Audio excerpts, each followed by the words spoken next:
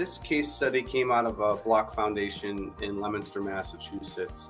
It was a young couple, first-time home buyers. They've lived in the house for about a year now, have a young daughter that they brought into the world here, and they're thinking about refinishing the basement and making it a play area or another part of the living space of the house. The challenge is that they both actually came from California and moved to Massachusetts here, where they've never had basements. So they were kind of overwhelmed with the amount of things that could happen in a foundation. So in this particular case, they had reached out to us to basically ask to do a very large project scale structural work to reinforce the foundation. And in talking with them, I was trying to figure out, what was the reason for this. And they had indicated that they had this horizontal crack that went around the foundation on two walls, and that the walls were bowing inward a little bit. And they were told by other people and other companies that this was the only way to repair this.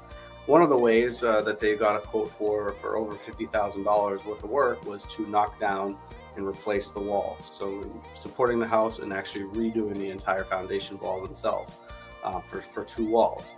The other way they actually asked for it, and they kind of seemed to be going down this path a little bit more, was installing steel I-beams around the foundation for support. Now, both of these techniques, the replacement of the masonry and also the I-beams, are a little bit antiquated technologies and replacement and repair techniques that we have for these block foundations.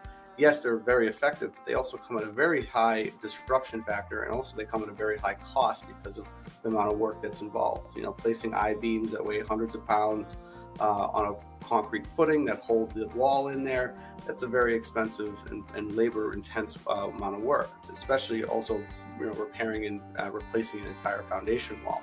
So in this particular case, we're able to get into the house, look at the foundation, and realize that the bow was, while there was a bow in there, it was only about an inch, which again sounds like a lot, but it actually is underneath the tolerance for a lot of other less expensive and also highly effective technologies that we implement on houses all the time. So in this particular case, we were able to size out and install or price out installing structural carbon fiber repairs. And what these are, it's basically a thickness of a sheet of paper that runs from the top of the foundation down towards the floor that gets epoxied as a special technique onto the foundation walls. And that's the equivalent of these steel columns that are going to be placed every so often as well. Now, but the disruption factor is minimal. There's no eyesore of having a large object in the middle of the room. And the pricing is far less than what we would be looking at for a steel beam construction.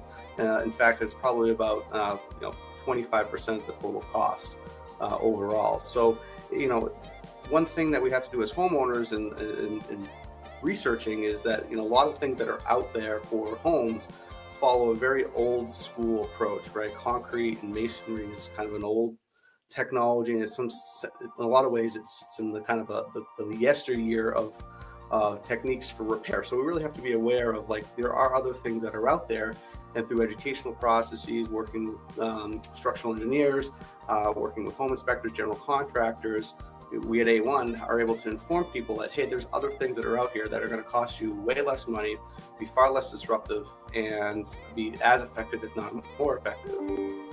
So we work with people to be able to implement these, newer technologies and repair technologies that exist out there, they are accepted, they are tested, they are verified, and they cost a whole lot less money. So just do your research, talk to lots of companies who do different things, because a lot of times you'll find ones that are actually like us and want to move forward with different times and move forward to different technologies to make sure that homeowners are able to save as much money as possible and reinvest it in their homes in other ways. So this particular house was resolved, fixed, ready to go, and back up and running in less than 2 days.